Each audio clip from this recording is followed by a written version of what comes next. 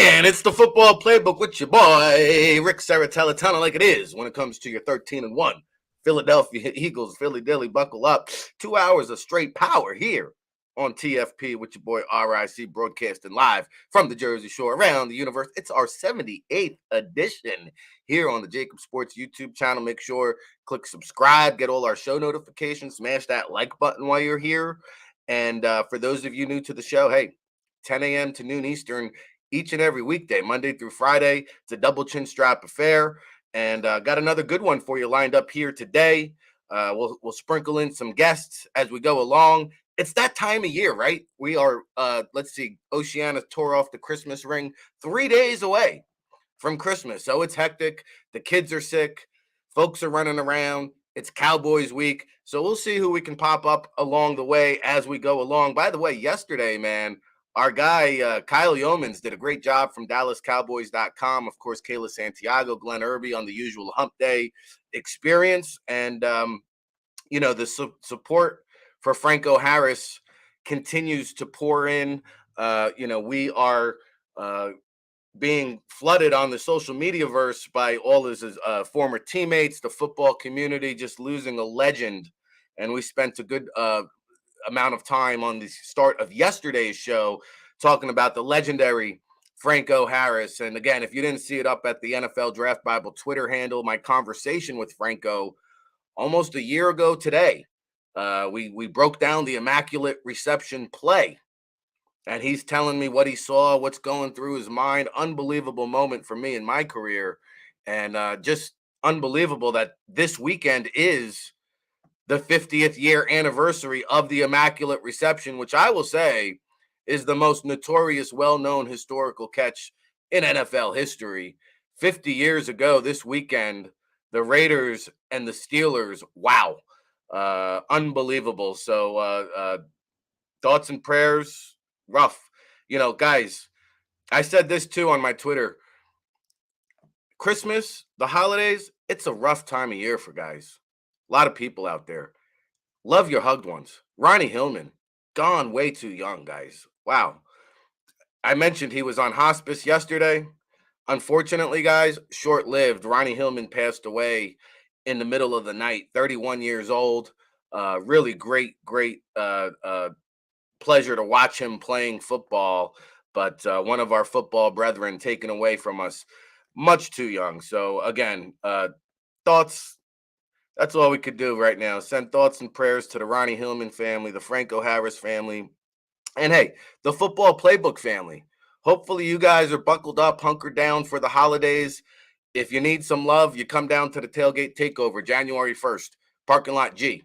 It's all going down. By the way, I spoke to our guy, Gail Sanders. I think I'm going to pop him up tomorrow along with Mike Gill.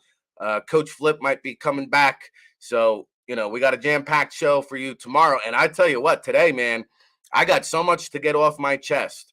Tone DeShields, the second super producer, back behind the scenes on the producing side. And shout out to all our chat room people waking up with us very early in the morning. East Coast, West Coast, spread love some. We're a global show. We got people across the pond, down south, New Zealand, Australia.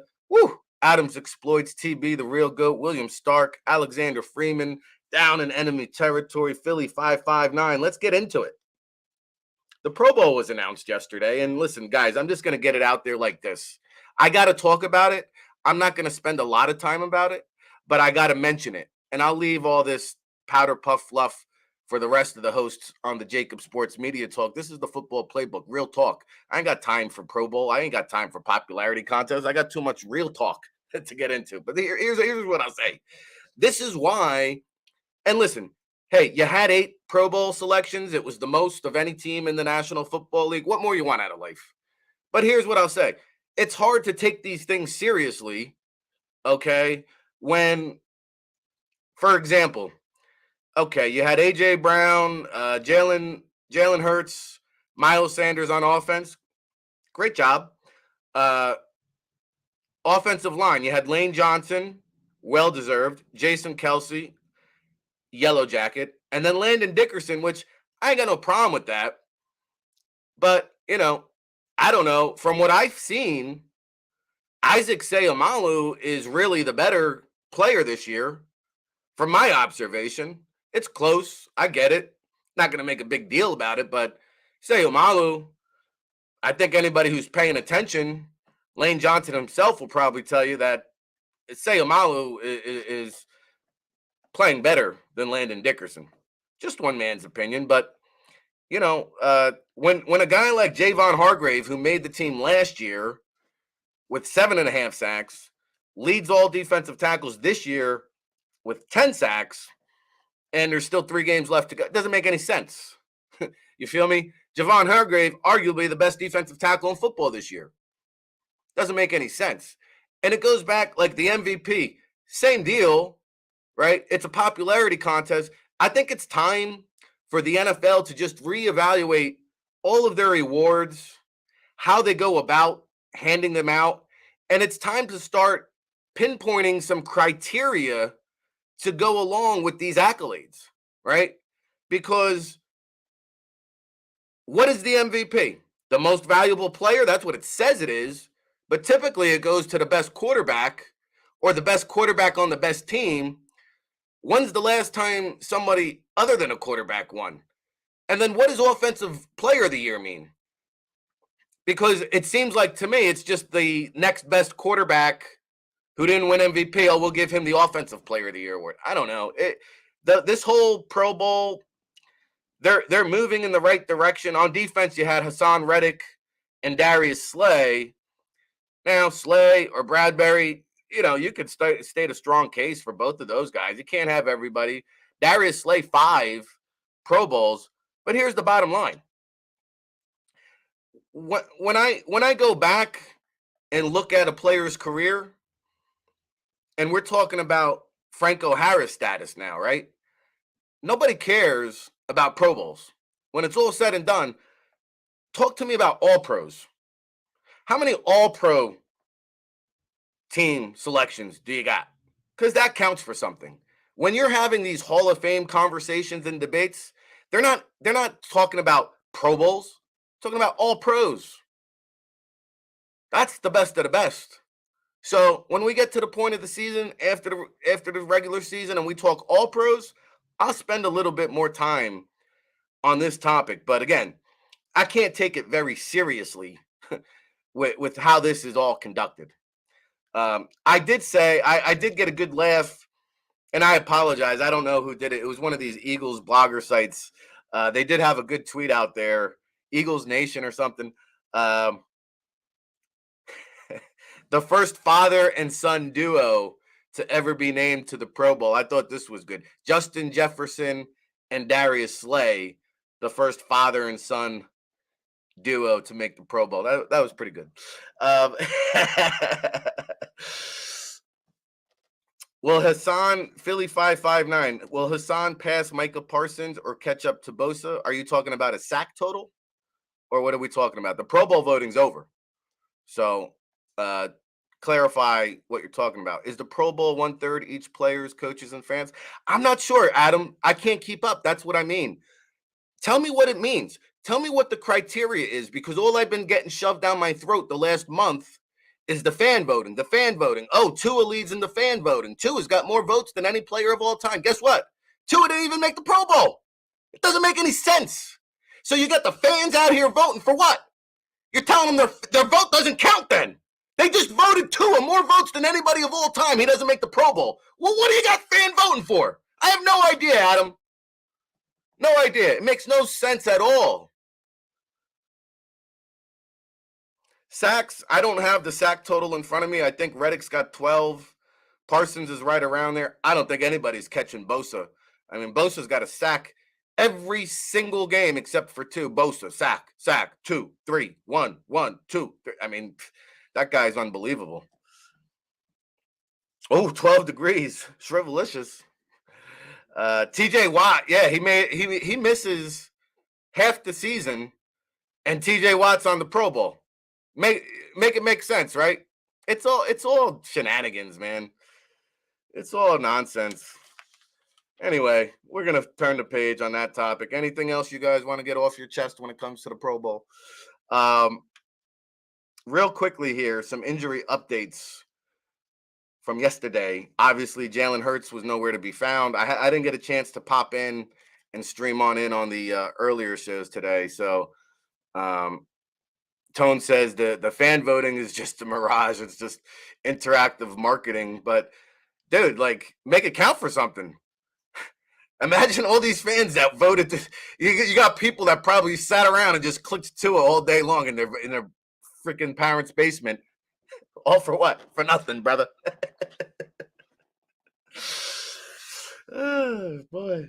All right, so Jalen Hurts, it doesn't look like he's going to play. I'll get into the comments that were said in the press conferences. We can read the tea leaves. But at the end of the day, I don't think Jalen's going this week. It sounds like a Gardner Minshew kind of party. And, that's okay because otherwise speaking, the Eagles, relatively healthy. Zach Pascal, the only player who did not participate in practice due to some sort of medical concerns. He's in the concussion protocol. Sounds like he's going to miss this game.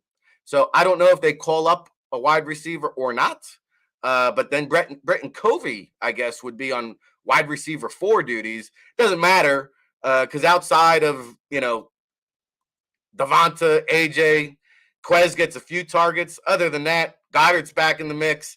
I don't think it makes much of a difference whether or not Zach Pascal plays this week. Kayvon Wallace, he's back. Good to see that. Reed Blankenship, he's back. That's a welcome addition, huh?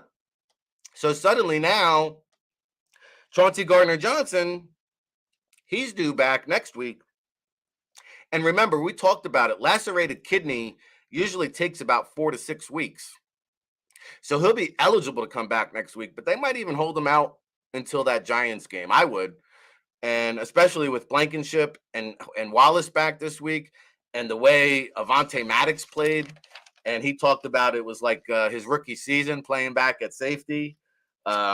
So suddenly safety, where we were a little concerned, Josiah Scott and boys, they held down the fort. They did their job. And all about that next man up, but now they're getting healthy right in time for the best time of the year, which is playoff football, right? And it's unbelievable to think, what is it, week 16, December 22nd, January football.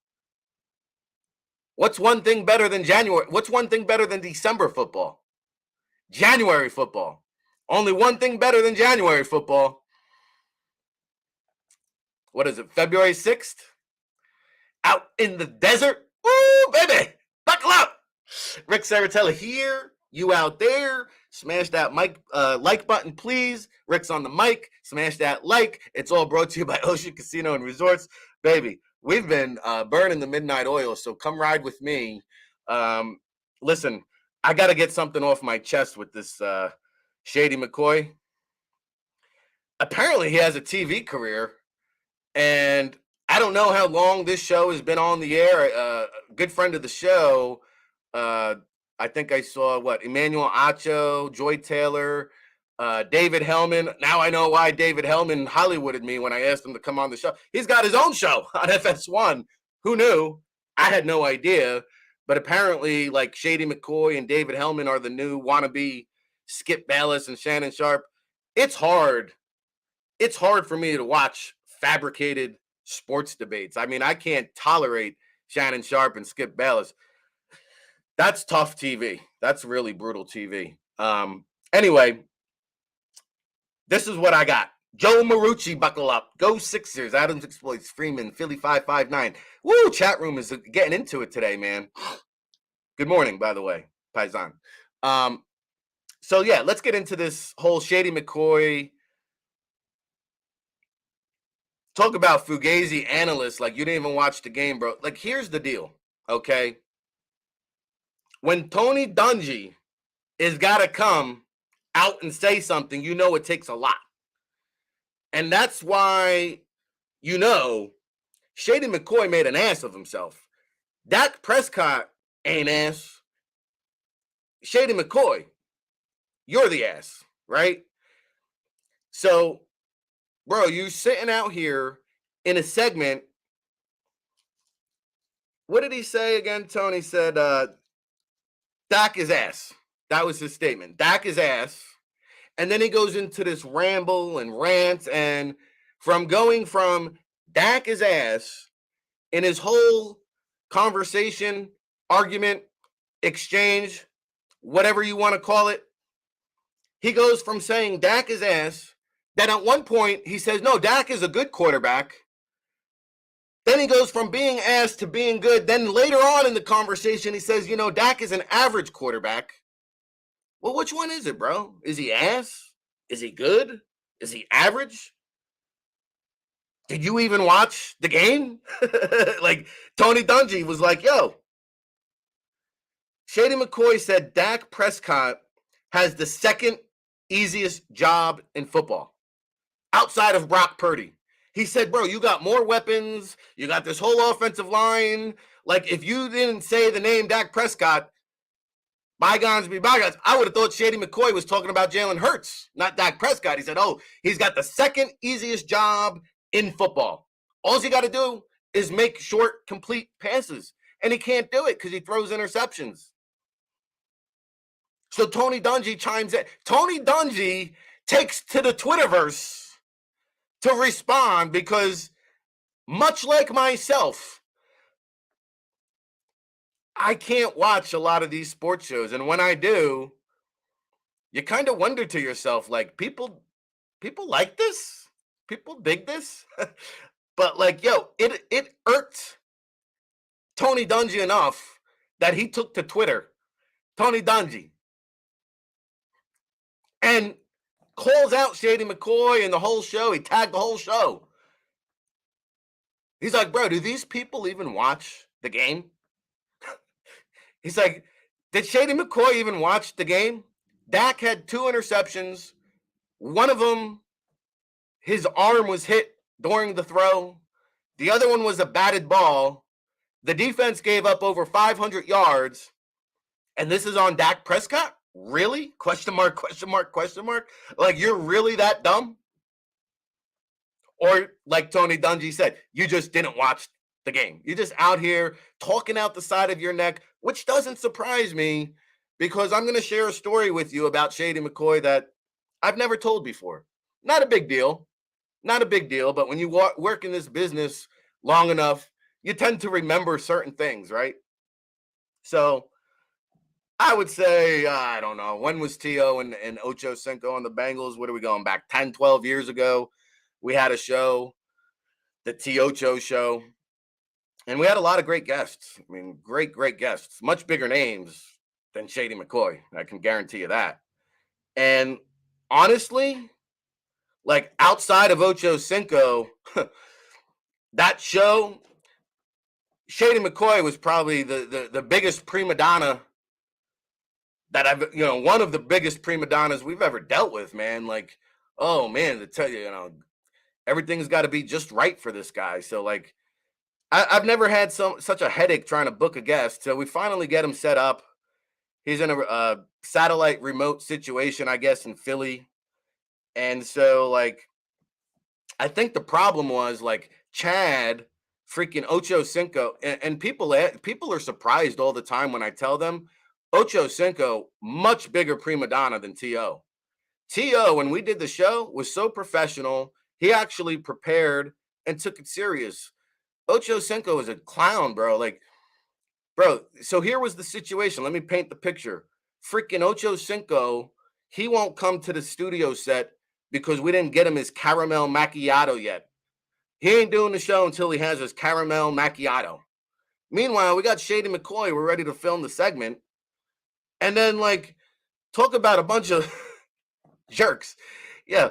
So, like, it was such a headache getting Shady McCoy there. Then we get him into the seat.